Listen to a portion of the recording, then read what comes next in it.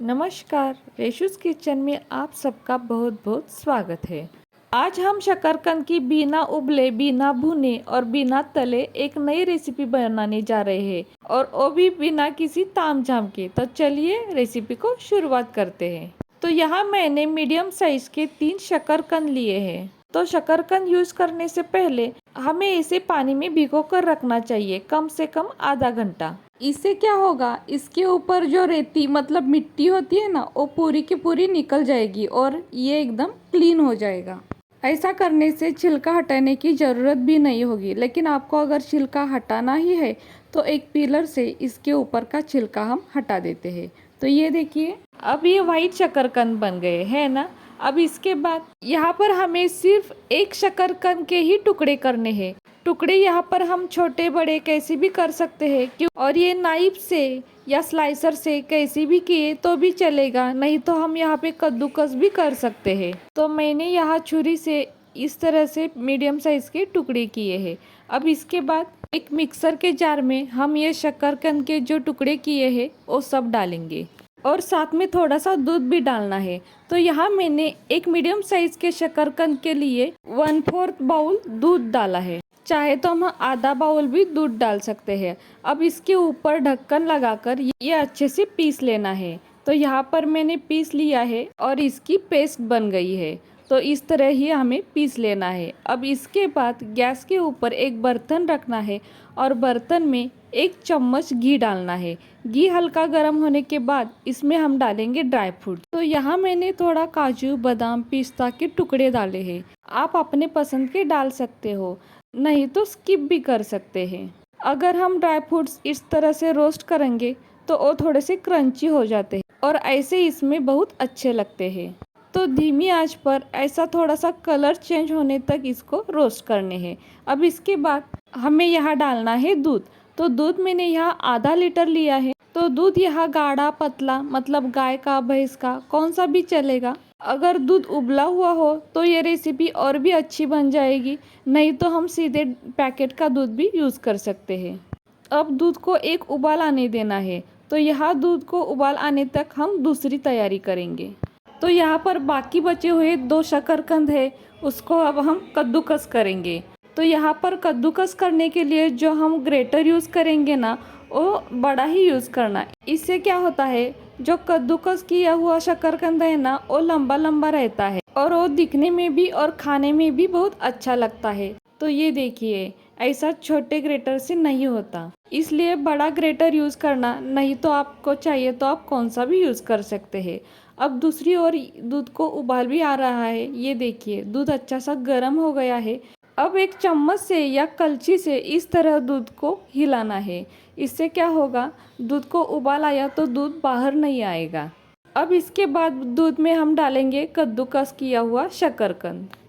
तो शकरकंद उबालने में देर नहीं लगती और यहाँ तो हमने शकरकंद कद्दूकस किया है, इसलिए बिल्कुल भी देर नहीं लगती। सिर्फ एक उबाल में ही मतलब मिनट 2 मिनट में ही ये अच्छे से उबल जाएगा। तो शकरकंद हमारे हेल्थ के लिए बहुत ही अच्छा होता है और एकदम हेल्दी होता है। इसमें फाइबर्स, विटामिन्स अधिक मात्रा में होते हैं। इसके कारण हमारी इम्यूनिटी बढ़ती है। बहुत सारी चीज़ें ऐसी होती है जो व्रत के दिन हम खाते हैं और उससे एसिडिटी होती है, लेकिन शकरकंद से बिल्कुल भी एसिडिटी नहीं होती। और जिनको शुगर है उनको तो शकरकंद बहुत अच्छा है, क्योंकि शकरकंद में एंटीऑक्सीडेंट होते हैं जो शुगर को एब्सॉर्ब करते हैं। शुगर बढ़ने नहीं देते, मेंटेन रहती है और ये अपने आइज़ के लिए भी बहुत अच्छे रहते हैं। तो अब मिनट 2 मिनट हो गए हैं और यहाँ शकरकंद भी देखिए अच्छे से उबल गए हैं। अब यहाँ शकरकंद डालने से आप देखिए दूध थोड़ा सा मतलब हल्का सा गाढ़ा हो गया है, लेकिन ये और गाढ़ा बनाने के लिए हम इसमें डालेंगे पिसा हुआ शकरकंद। पिसा हुआ शकरकंद डालने से ये और भी गाढ़ा बनता है और इसकी टेस्ट भी बढ़ती है। तो सिर्फ मिनट 2 मिनट में ही ये अच्छे से गाढ़ा बन जाएगा। अब हमने इसमें शक्कर नहीं डाली है, अब हम इसमें शक्कर डालेंगे। तो यहाँ मैंने आधा बाउल शक्कर डाला है। तो आधा लीटर दूध के लिए आधा बाउल शक्कर ये परफेक्ट है। अगर इससे ज़्यादा हम शक्कर डालेंगे तो ये बहुत ही मीठा हो जाएगा। अगर आपको कम मीठा खाना है तो आप यहाँ कम शक्कर भी डाल सकते हैं, और शक्कर के अलावा हम इसमें गुड़ का भी इस्तेमाल कर सकते हैं। तो शक्कर मतलब चीनी हमें लास्ट में ही डालनी है, इससे ये खीर बहुत अच्छी और टेस्टी बनती है। और दूध गर्म होने के कारण ये जल्दी मेल्ट भी हो जाती है। अगर आपको इलायची का फ्लेवर पसंद है और व्रत के दिन अगर आप इलायची खा सकते हैं तो इसमें ज़रूर इलायची पाउडर डालना। अब ये देखिए कितनी गाढ़ी बन गई है। दूध कितना पतला था लेकिन इसकी जो खीर बनी है वो बिल्कुल गाढ़ी बनी है। अगर इससे भी गाढ़ी मतलब रबड़ी जैसी चाहिए तो जो पिसा हुआ शकरकंद है उसकी क्वांटिटी बढ़ाना। अब ये बिल्कुल बासुंदी जैसी बनी है और टेस्ट में ना उससे भी बहुत बढ़िया लगती है। आप एक बार ज़रूर ट्राई कीजिएगा। अगर आपको गर्मा गर्म खीर पसंद है तो आप ऐसे ही ले सकते हैं, लेकिन ठंडी होने के बाद ये और भी गाढ़ी बनती है और टेस्टी भी बनती है। अब ये बहुत गर्म है। अब इसके ऊपर ढक्कन रखकर हम ठंडी होने के बाद मतलब नॉर्मल होने के बाद देखेंगे। तो ये देखिए, वाह कितनी बढ़िया बन गई है और एकदम गाढ़ी बनी है। देखते ही मुंह में पानी आ गया है ना।